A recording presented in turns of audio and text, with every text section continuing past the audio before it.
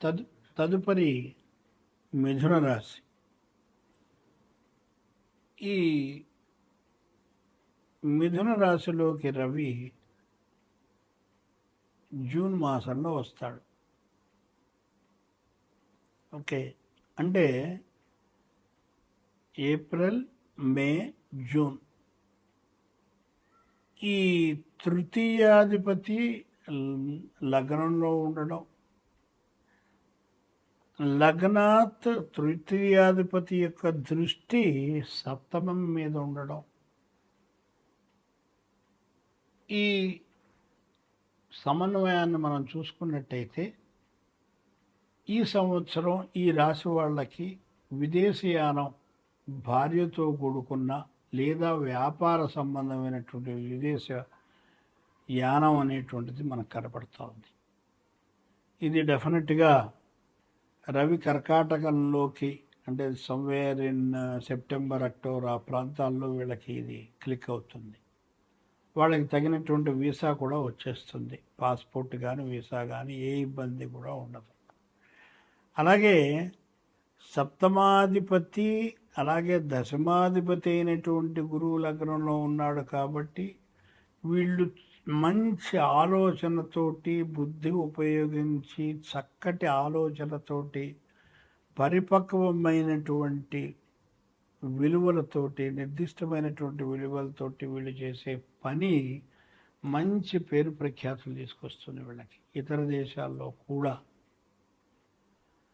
ఈ గురువు యొక్క దృష్టి వల్ల, అలాగే ఈ గురువు యొక్క దృష్టి నవమం మీద ఉండడం, నవమం తండ్రికి సంబంధం ఉండడం, సో తండ్రి గారికి కొంతమందికి వాళ్ళ తండ్రి గారికి సంబంధించినటువంటి ఆరోగ్య సంబంధ విషయంలో చింతించవలసినటువంటి అవసరం లేదు.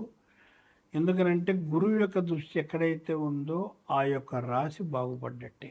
వాళ్ళ యొక్క సంబంధించినటువంటి విషయాలని కూడా భగవంతుడే దాన్ని సరిచేస్తాడు.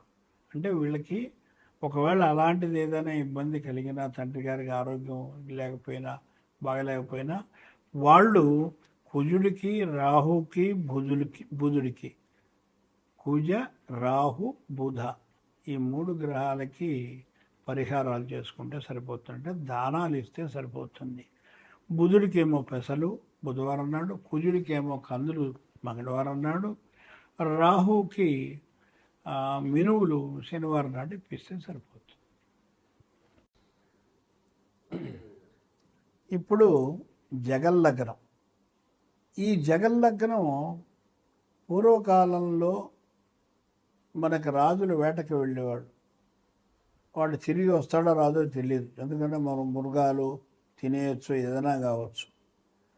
అప్పటి పరిస్థితులను బట్టి వాళ్ళు రకరకాలుగా అంచనాలు. ఇందాక మనం చెప్పుకుంది వర్షలగ్నం, చైత్ర శుక్ల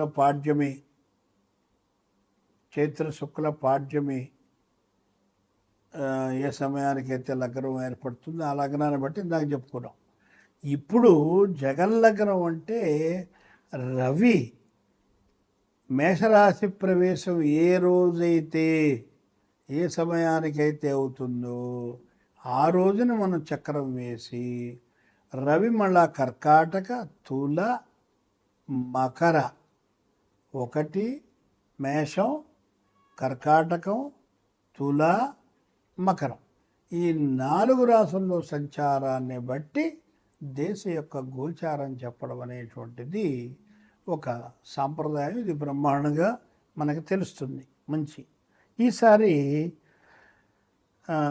రవి 14వ తారీఖు 11 గంటల 47 నిమిషాలకి మేషరాశి ప్రవేశం. తత్కాల లగ్నం వచ్చి మిథున లగ్నం అయింది. లగ్నంలో గురువు ఉన్నాడు కాబట్టి డెఫినెట్లీ దేశం మంచి పురోగభివృద్ధి జరుగుతుంది అనేది ఫండమెంటల్ పాయింట్. రెండోది, గురువు యొక్క దృష్టి పంచమ స్థానం మీద, సప్తమ స్థానం మీద, నవమ స్థానం మీద ఉంది. పంచమ స్థానం అంటే మనం చేసినటువంటి కృషి యొక్క ఫలితం. మనం కష్టపడి పాపం వ్యవసాయదారులు రాత్రనక పగలనక పొలాలు దున్ని సంవత్సరం అంతా ఇడిచే చివరి పంట కోసం పాపం తపతపలాడుతూ ఉంటాడు. ఆ టైంలో కనుక వరదలు వచ్చాయనుకోండి పరిస్థితి ఏంటి? సో అలాంటివి రాకుండా ఈ గురువు అంటే దైవబలమే, ఇట్స్ ఎ లక్, అది ఉన్నది వ్యవసాయదారులకి అని చెప్తోంది. అంటే పంటలు బాగా పండుతాయి, వ్యవసాయదారులకు ఈసారి డబ్బులు బాగా వస్తాయి. తర్వాత సప్తమ దృష్టి ఉంది అంటే మన దేశం ఇతర దేశాలతోటి మంచి సత్సంబంధాలు ఏర్పడి అభివృద్ధి చెందుతుంది అని చెప్తోంది. అంటే కొత్త సంస్కరణలు ఏర్పాటు చేస్తారు.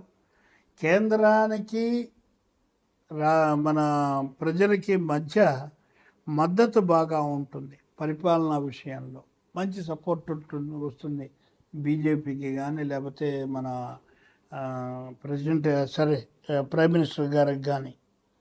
అయితే షేర్ మార్కెట్ బాగా పుంజుకుంటుంది. తర్వాత ధనాగారము అంటే ఫైనాన్షియల్ స్టేటస్కి మన ముఖ్యంగా మన దేశానికి ఏ విధమైనటువంటి ఆర్థిక సంక్షోభం ఈ సంవత్సరం ఉండదు. అలాగే కొత్త సంస్కరణ మనం ఇందాక అనుకున్నాం. ఇతర దేశాలతోటి మన దేశం యొక్క పేరు ప్రతిష్టలు ఇందాక కూడా చెప్పుకున్నాం, అదే ఇక్కడ మళ్ళీ రిపీట్ అవుతుంది. అంతరిక్ష పరిశోధనలో ఇతర దేశాలతోటి నువ్వు డి అంటే డి అనే లెవెల్లో మన ఇండియా ఉంటుంది, అందులో డౌట్ లేదు. అంటే ఏ అణు సంబంధమైనది కావచ్చు, అంతరిక్షమైనది ఏదైనా సరే దీటి. అందుకని ఇప్పుడు మీరు చూస్తున్నట్టయితే అమెరికా కానీ మిగతా కంట్రీలు కానీ ఆలోచిస్తున్నారు. ట్రంప్ మొదట డ్యాన్స్ చేసినప్పుడు ఇప్పుడు చేయట్లేదు. మిగతా వాళ్ళందరూ కూడా ఎప్పుడు మనకి ఇండియా యొక్క సపోర్ట్ దొరుకుతుందా అని చూస్తున్నారు. ఆర్థికంగా బాగా నిలదొక్కుంటుంది, మంచి నిలకడ వచ్చేస్తుంది, మనకి మంచి వర్షాలు కురుస్తాయి. క్రీడారంగంలో మనం ఎప్పుడు విజయం సాధిస్తాం ఈసారి. అలాగే అగ్ని ప్రమాదాలు, వాహన ప్రమాదాలు మాత్రం చాలా జాగ్రత్త అండి. ప్రతి ఒక్కరికి ఇది అన్ని రాసుల వాళ్ళకి చెప్తున్నాను, ఓన్లీ ఏనాడు శని వాళ్ళకి అని ఎక్కడా లేదు. ప్రతివాడికి కూడా ఈ గురువు యొక్క సంచారము ఎక్కడో అక్కడ మన జాగ్రత్తగా ఉంటే ఆతడు బర్ర వచ్చి కొట్టిపోతాడు. ఆగి ఉన్నటువంటి వాహనాలను కూడా కొట్టినటువంటి మనకి ఉదంతాలు చాలా మనకి తెలుసు అదివరకు. అలాగే సాగునీటి ప్రాజెక్టులు, మంచి ఇరిగేషన్ ప్రాజెక్ట్స్ మంచి డెవలప్మెంట్ అవుతుంది. అలాగే దేశీయ పరిశ్రమలకి కూడా మంచి అభివృద్ధి వస్తుంది. అంటే ఇతర దేశాల్లో డిమాండ్ పెరుగుతుంది. మన దగ్గర ఉన్నటువంటి పరిశ్రమలు ఏవైతే ఉన్నాయో అది వరకు ఉండేవి భారతదేశంలో, ఇప్పుడంతా పాశ్చాత్య పిచ్చి బట్టి వెనకెళ్ళిపోయినాయి. ఇవన్నీ మళ్ళీ రివైవ్ అవుతాయి. రివైవ్ అయ్యి వాళ్ళు నిలదొక్కుంటారు. దానివల్ల దేశానికి కూడా ఆర్థికంగా మంచి డబ్బు వస్తుంది. అలాగే ఆయుధ పరిశ్రమ ఒకటి మనకి బాగా అభివృద్ధి చెందేటువంటి అవకాశం కనబడుతుంది. అలాగని రాబడి కన్నా ఖర్చు ఎక్కువ. ఎందుకనంటే మనం కొత్త కొత్త ప్రయోగాలు చేసేటప్పుడు వాటి మీద ఇన్వెస్ట్మెంట్ చేయాలి, తప్పదు. సో ఆ విధంగా తప్ప చెడుగా కాదు. అయితే ఇంటర్నేషనల్ లెవెల్లో హోటల్స్ని నిర్మించడం అనేటువంటి లెవెల్కి మనం ఎదుగుతాం. ఇంటర్నేషనల్ హోటల్స్ ఉంటాయి, దానివల్ల మన దేశానికి డబ్బులు వస్తాయి. అలాగే టూరిజం డిపార్ట్మెంట్లో మంచి పేరు ప్రఖ్యాతులు వస్తాయి, మంచి ఫుల్ ఫారినర్స్ ఎగబడతారు ఈసారి మీకు. అలాగే ఇంకొకటి మాత్రం చెప్పదలుచుకున్నాను అందరికీ కూడాను, పాలకులకి దయచేసి దండం పెట్టి చెప్పేది ఏమిటంటే, రాబోయేటువంటి ప్రకృతి వైపరీత్యాలు, తుఫాన్లు, అలాగే ఇతర సంఘటనలు, దేశంలో భూకంపాలు, ఇవన్నీ కూడా వచ్చేటువంటి అవకాశం ఉన్నది. కాబట్టి కొంచెం ముందస్తుగానే కాస్త సీనియర్ మోస్ట్ ఆస్ట్రాలజర్స్ ఎవరినైనా సరే గవర్నమెంటు వాళ్ళని పిలిచి వాళ్ళతోటి సంప్రదించి మాట్లాడి వాళ్ళు ప్రణాళికలు చేసుకున్నట్టయితే ఎంతో ఉపయోగం ఉంటుంది.